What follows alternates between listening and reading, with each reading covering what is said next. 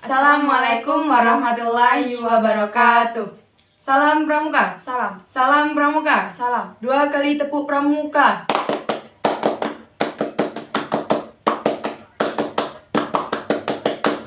Baiklah, saya Rifana Purisa Gita. Saya Mita Ariana. Kami dari kelompok 8. Pada kesempatan kali ini, kami akan membahas mengenai keterampilan Pramuka 1. Apa sih keterampilan Pramuka? Keterampilan pramuka adalah kecakapan yang dimiliki oleh seorang pramuka agar mempunyai kemampuan umum dan khusus. Oke, pada keterampilan Pramuka 1, kami akan membahas mengenai beberapa keterampilan pramuka. Yang pertama, Api unggun, yang kedua, teknik menggambar, lalu yang ketiga. tanda jejak dan tanda medan. Oke, selamat menyaksikan. Yang pertama adalah api unggun. Api unggun adalah api yang sengaja dinyalakan di luar ruangan dengan menggunakan bahan bakar kayu, dahan atau ranting, jerami atau daun pada malam hari. Dalam gerakan pramuka, api unggun biasanya digunakan sebagai tempat berkumpul peserta didik untuk bertukar kreasi, untuk melaksanakan hiburan seperti menyanyi, menari, berpantun, dan berpuisi. Mula, api unggun ialah kebiasaan orang-orang rimba untuk menjauhkan diri dari binatang buas sebagai pelita malam dan untuk menghangatkan diri. Dalam kalangan pramuka, api unggun menjadi acara tersendiri yang harus dilaksanakan karena banyak mengandung unsur-unsur pendidikan. Api unggun diikuti oleh pramuka penggalang, penegak, dan pandega, sedangkan pramuka siaga tidak diperbolehkan untuk mengikuti upacara api unggun. Adapun nilai-nilai pendidikan yang terkandung dalam kegiatan api unggun yaitu yang pertama, mempererat persaudaraan, yang kedua, memupuk kerjasama, yang ketiga, menambah rasa keberanian dan kepercayaan pada diri sendiri, yang keempat, mengembangkan bakat, yang kelima, membuat rasa kegembiraan dan kebebasan, yang keenam yaitu untuk memupuk kedisiplinan. Unggun memiliki 5 macam bentuk. Yang pertama, bentuk piramida segitiga. Yang kedua, bentuk piramida bujur sangkar. Yang ketiga, bentuk pagoda roboh. Yang keempat, bentuk pagoda tegak. Dan yang kelima, bentuk kursi. Nah, lalu saya akan menjelaskan mengenai teknik menggambar.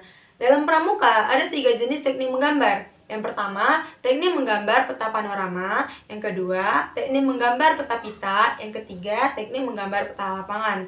Saya akan menjelaskan mengenai teknik menggambar peta panorama.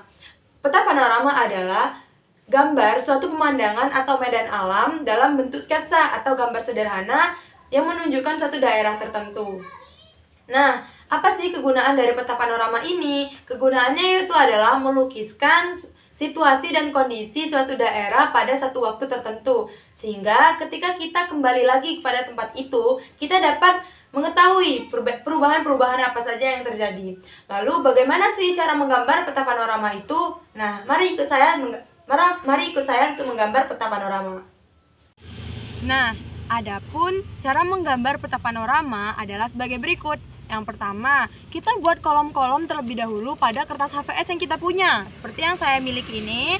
Nah, di kertas HVS saya ini sudah terbagi menjadi 4 untuk membuat sketsanya. Kenapa terbagi menjadi 4?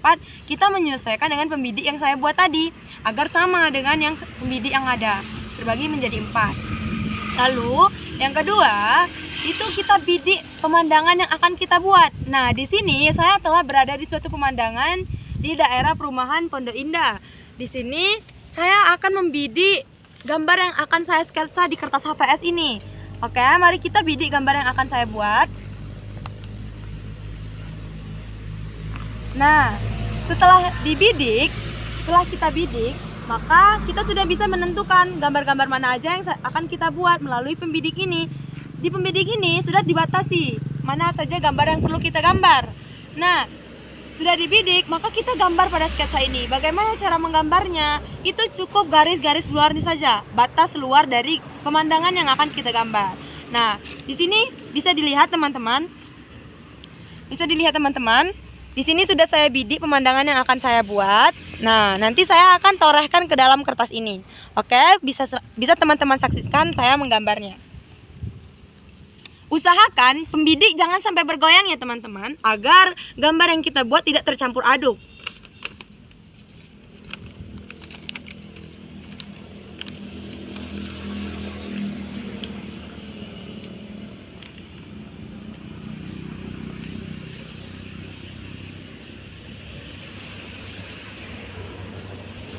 Nah, tadi kan saya sudah menggambar pemandangan yang akan saya buat di sketsa. Ini sudah saya buat sketsanya. Jadi hanya batas-batas luarnya saja ya teman-teman, tidak usah menggambar secara detail. Setelah itu, apa yang kita lakukan? Yang perlu kita lakukan itu membuat arsiran untuk membedakan gambar itu apa. Di sini saya sudah buat keterangannya. Yang garisnya miring-miring seperti ini itu untuk arsiran rumput. Yang horizontal itu tanah kering. Yang bergelombang itu untuk pepohonan. Yang vertikal itu untuk perumahan. Lalu yang miring ke arah kanan itu untuk langit. Mengetahui bentuk-bentuk arsirannya, maka perlu kita arsir gambar yang telah kita buat tadi. Di sini ada gambar rumput, maka bentuk arsirannya itu miring-miring ke arah kiri. Kita arsir ya teman-teman. Untuk pengarsiran, semakin dekat dengan kita, maka arsirannya semakin rapat.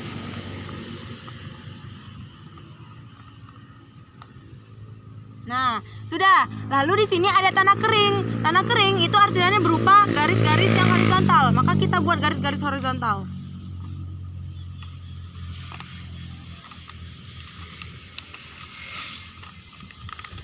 Sebentar.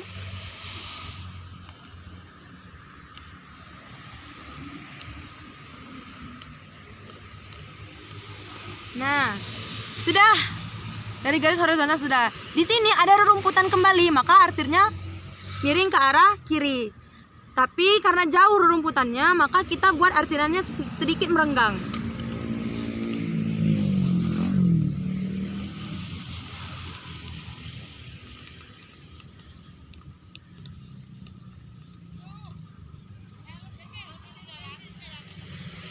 Setelah itu, di sini ada pohon-pohon. Pohon-pohon itu bergelombang, maka kita arsir.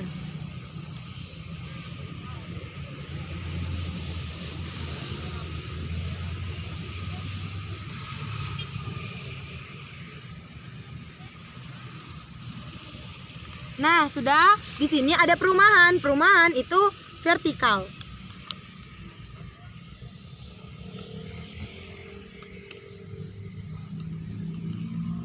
Selesai. Di sini ada langit. Langit itu miring ke arah kanan dengan jarak yang renggang.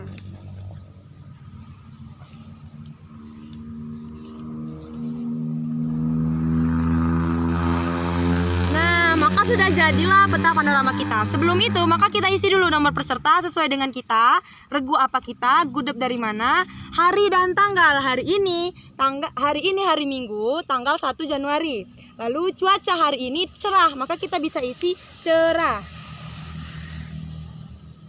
Dan lokasinya itu berada di perumahan Pondok Indah. Nah, inilah hasil dari pembuatan peta panorama. Yang kedua adalah peta pita. Peta pita adalah gambaran dari suatu keadaan daerah atau wilayah yang dilewati dalam suatu perjalanan yang digambar dalam gulungan kertas yang berbentuk pita. Adapun kegunaan dari peta pita yang pertama yaitu sebagai petunjuk perjalanan, yang kedua sebagai dokumentasi perjalanan, yang ketiga sebagai pedoman dalam membuat peta wilayah. Hal yang harus disiapkan dalam pembuatan peta pita yaitu yang pertama, gulungan kertas, yang kedua pensil, yang ketiga penghapus, yang keempat dan kompas. Dalam pembuatan peta pita terdapat beberapa kolom yang harus diisi dalam membuat peta pita. Yang pertama itu ada nomor, ada waktu, ada jarak, ada arah, keterangan kiri, keterangan kanan, dan kiri kanan. Maksudnya ini untuk menggambar tanda medan dari keterangan kiri dan kanan. Halo, mari membuat peta pita bersama. Yang pertama, kita tulis terlebih dahulu nomornya dan waktu. Waktu sekarang pukul berapa? Pukul 15.40. Lalu jarak. Mari kita jalan ke arah depan dengan jarak yang kita inginkan. Misalnya kita menuju objek ke sana 10 meter. Mari kita berjalan.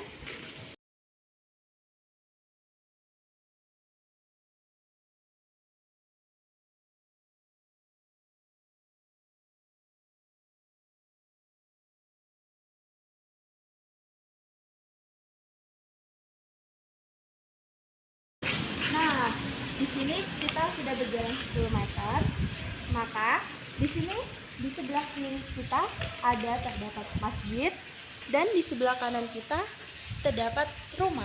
Jadi kita menulis di sini jarak dari awal yang kita pertama jalan yaitu 10 meter. Maaf, 10 meter dengan arah lurus ke depan. Keterangan kiri terdapat masjid dan keterangan kanan terdapat rumah. Dalam tanda medan, masjid dinotasikan dengan gambar seperti ini. Sebentar, kita duduk saja.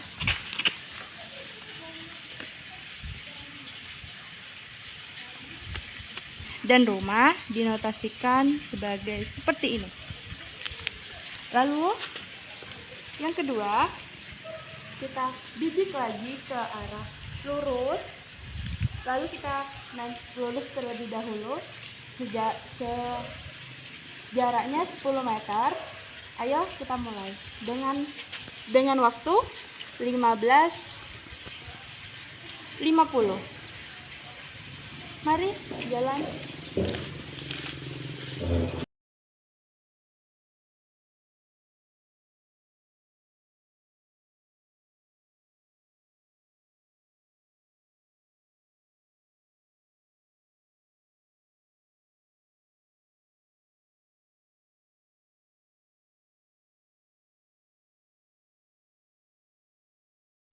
Nah, kita sudah berjalan 10 meter ke depan.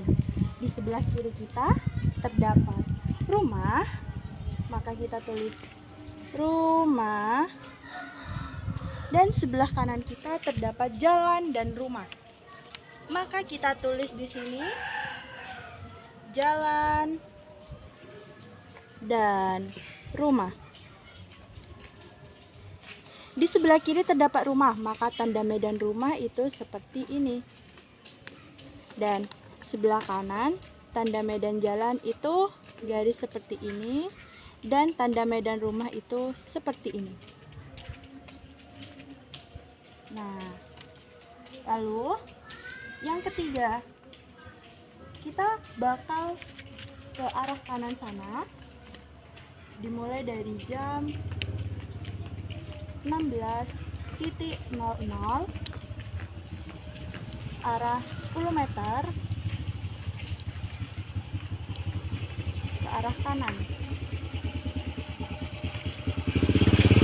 Ayo kita jalan.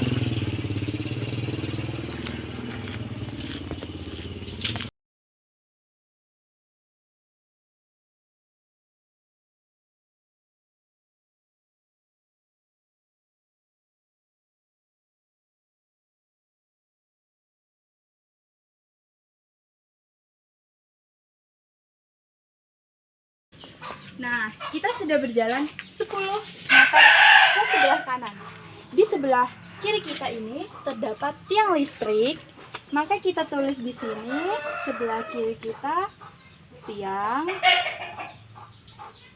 listrik. Dan sebelah kanan kita itu ada jalan dan rumah.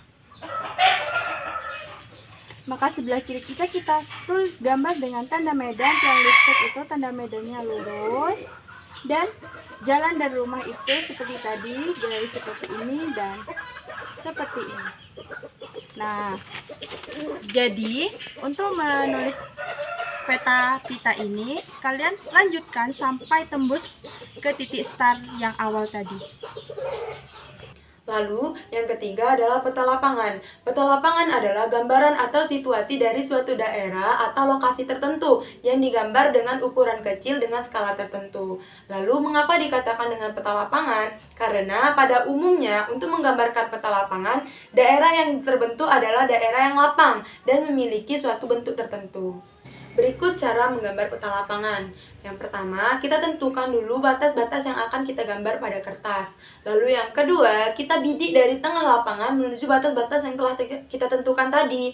Lalu yang ketiga, ukur jarak dari titik tengah menuju sudut-sudut batas yang telah kita tentukan. Dan yang terakhir, gambarkan sketsa dari pengukuran-pengukuran yang telah kita lakukan ke dalam kertas yang akan kita gambar. Nah, itulah tadi cara membuat peta lapangan. Terus bagaimana contohnya? Berikut saya lampirkan contohnya. Jadi teman-teman bisa lihat di sini contoh dari peta lapangan. Materi yang ketiga yaitu adalah tanda jejak dan tanda medan. Saya akan menjelaskan mengenai tanda jejak terlebih dahulu. Tanda jejak yaitu adalah suatu tanda yang menjelaskan sesuatu, apakah itu arah atau hal-hal lain yang berupa peristiwa atau kejadian. Tanda jejak dalam pramuka banyak sekali macamnya dengan bentuk yang beraneka ragam. Nah, yang pertama yaitu adalah tanda jejak di atas tanah. Tanda jejak di atas tanah dibuat dengan menggoreskan atau menggambar di atas bidang yang datar dengan goresan yang sedikit agak dalam supaya tidak cepat menghilang. Nah, berikut adalah contoh dari tanda jejak di atas tanah. Lalu, yang kedua yaitu adalah tanda jejak dari batu. Tanda jejak dari batu itu caranya dengan menumpukan batu-batu secara tidak lazim pada tempat-tempat yang tidak ada batunya agar mudah dilihat. Nah, berikut adalah contoh dari tanda jejak dari batu. Lalu, yang ketiga yaitu adalah tanda jejak dari ranting atau kayu. Tanda jejak dari ranting atau kayu yaitu dibuat dengan cara mematahkan ranting-ranting yang ada lalu dibentuk dengan sedemikian rupa. Ini adalah contoh dari tanda jejak ranting dari ranting. Lalu yang keempat yaitu adalah tanda jejak dari rumput. Bagaimana cara membuat tanda jejak dari rumput? Yaitu dengan cara menggabungkan jadi satu rumput-rumput yang ada, lalu dibuat dengan sedemikian rupa sesuai dengan petunjuk penandaan. Berikut adalah contoh dari tanda jejak dari rumput. Yang selanjutnya adalah tanda medan. Tanda medan adalah simbol-simbol atau gambar-gambar yang melambangkan suatu kondisi atau situasi dalam peta. Tanda medan ini digunakan sebagai kegiatan mapping atau pemetaan seperti peta perjalanan dan peta pita sebagai petunjuk kondisi situasi di kanan dan kiri jalan. Berikut ada beberapa contoh dari tanda medan. Nah, itulah tadi penjelasan tentang keterampilan Pramuka 1. Jangan lupa di like, comment, dan share. Jika ada salah, kami mohon maaf. Kepada Allah, kami mohon ampun. Burung irian, burung cendrawasih, cukup sekian dan terima kasih. Wassalamualaikum warahmatullahi wabarakatuh. Bye!